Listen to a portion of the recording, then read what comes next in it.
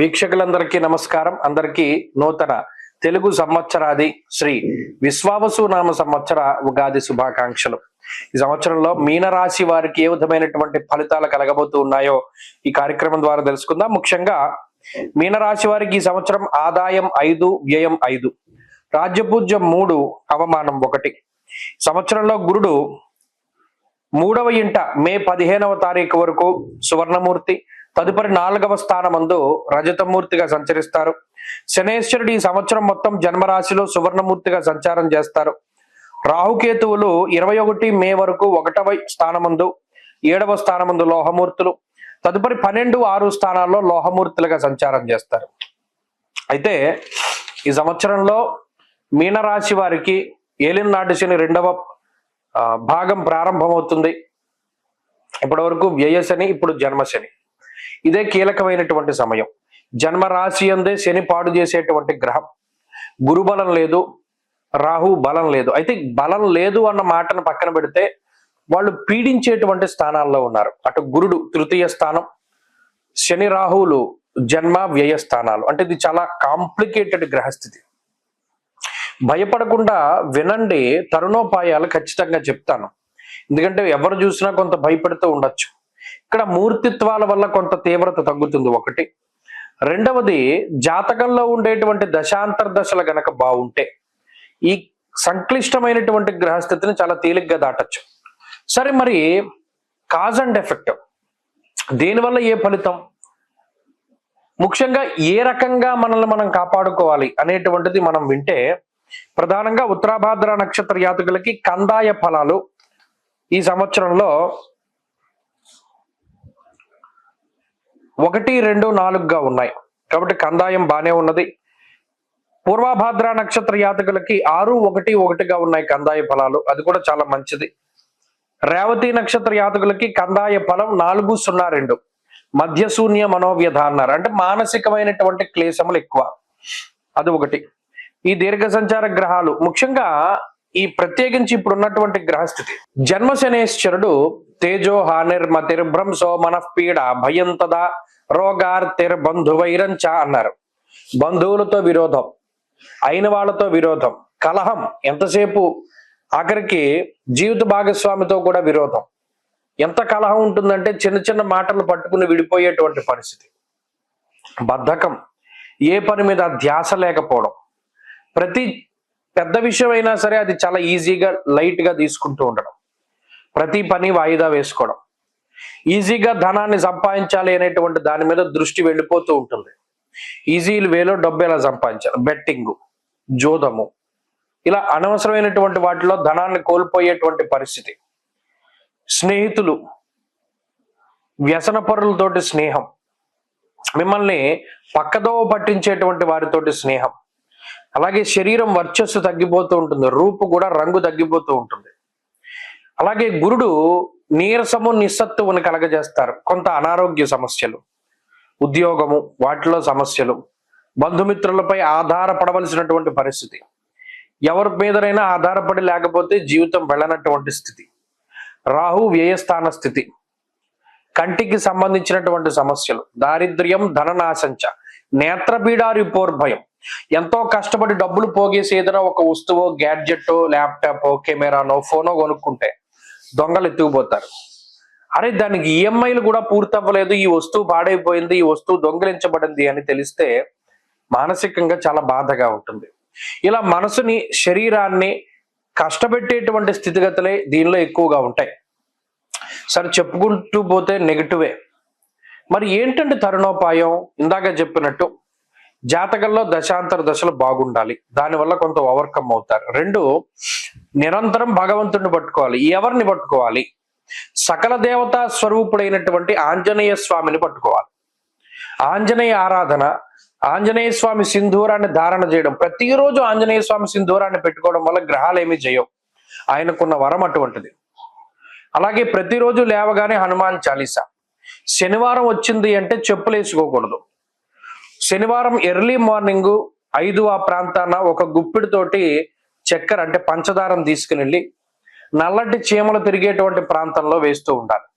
అష్టద్రవ్యాలు శనివారం నాడు దానం ఇవ్వాలి. నల్లటి నువ్వులు, నువ్వుల నూనె, నల్లటి హల్వా, నల్ల ద్రాక్ష, నీలం రంగు పువ్వులు, నల్లటి గొడుగు, నల్లటి చెప్పులు, నల్లటి వస్త్రం లేదా నీలం రంగు వస్త్రం. పెద్ద కాస్ట్లీ కావు. 8 వీటిని తీసుకెళ్లి నెలలో మొదటి శనివారం నాడు ఎవరో ఒకళ్ళకి, బ్రాహ్మణుకో లేకపోతే ఇంకొకళ్ళకో దానం చేయడం. రాత్రిపూట చలికి వణికిపోతూ ఉంటారు రోడ్ల బయట, వాళ్ళకి కంబళ్ళు దానం చేయడం. అయ్యప్ప మాల వేసుకుంటారు, వాళ్ళకి భోజనాలు పెడుతూ ఉండడం, వస్త్రాలను సమర్పణం చేయడం, అయ్యప్ప మాల వేసుకుంటూ ఉండడం. ఇలా రకరకాలుగా శని దోషాలను తీసేటువంటి చర్యలు ఉన్నాయి.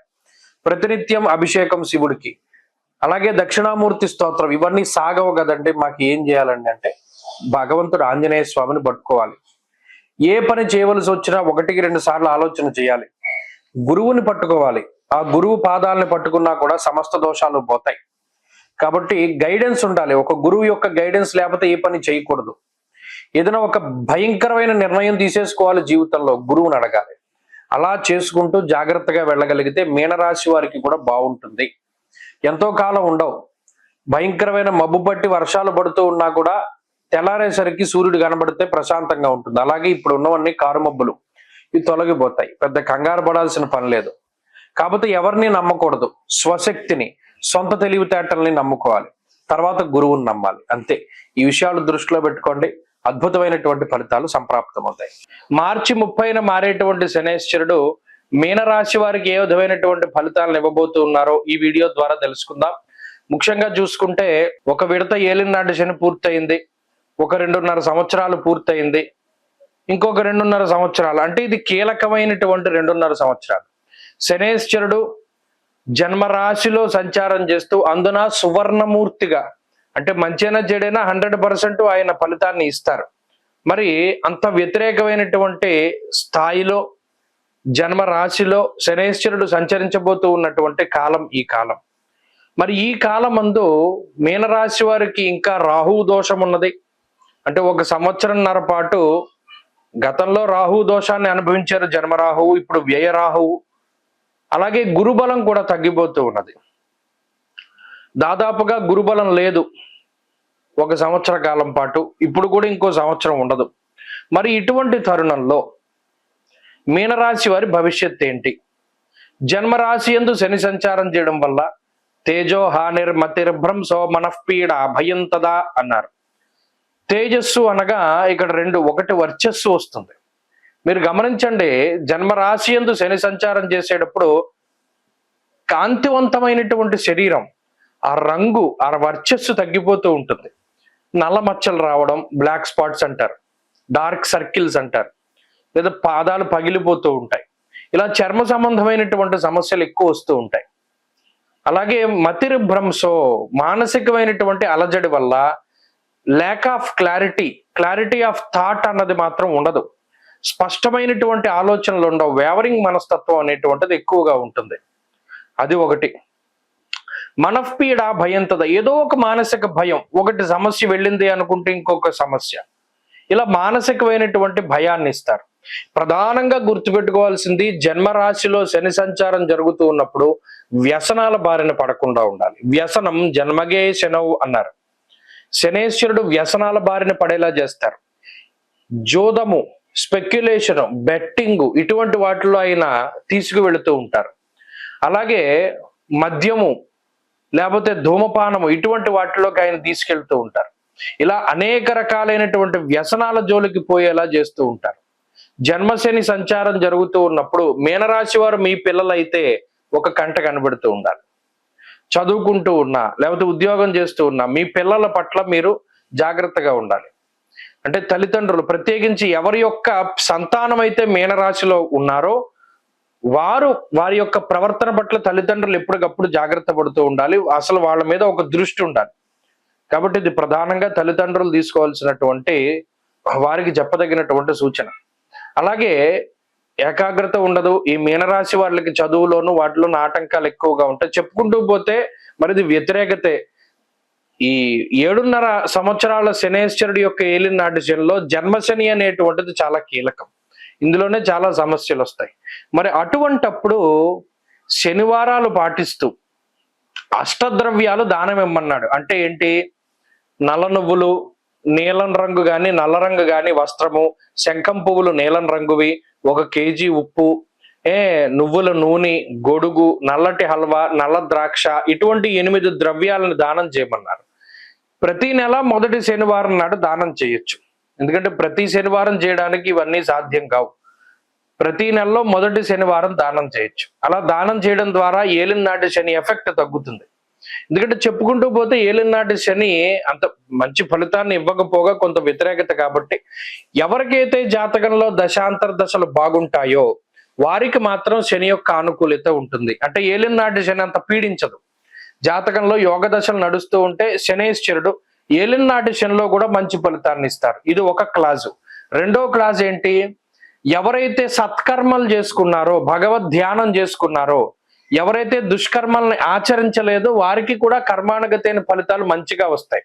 చాలా మందిలో మీరు చూస్తూ ఉంటారు, ఏలినాటి శనిలో పదవులు అలంకరిస్తారు, ఏలినాటి శనిలో ఎక్కువ సంపాదించుకుంటారు, ఇంకా ఎక్కువ సుఖంగా ఉంటారు. మరి ఈ 2 క్లాసులు కూడా దానికి అన్వయం అవుతాయి. జాతకంలో మంచి దశలు ఉన్నప్పుడు, సత్కర్మల్ని ఆచరించినప్పుడు, దైవానుగ్రహం ఉన్నప్పుడు కూడా ఏలినాటి శని యోగిస్తుంది. అందరికీ వ్యతిరేకంగా ఉంటుంది అన్నది కాదు. కాబట్టి ఈ విషయాలను దృష్టిలో పెట్టుకోండి మీనరాశి వారు. అంటే ఇక్కడ ఈ శనేశ్వరుడే కాకుండా అటు రాహు గురుడు కూడా ప్రతికూలంగా ఉన్నారు కాబట్టి కొంత ఆలోచించుకోవాలి. కాబట్టి ఈ విషయాలను దృష్టిలో పెట్టుకుని శనివారం నియమాలు ఆచరిస్తూ ఉంటే ఏలినాటి శని కూడా యోగించడానికి అవకాశం ఉంటుంది. స్వస్తి.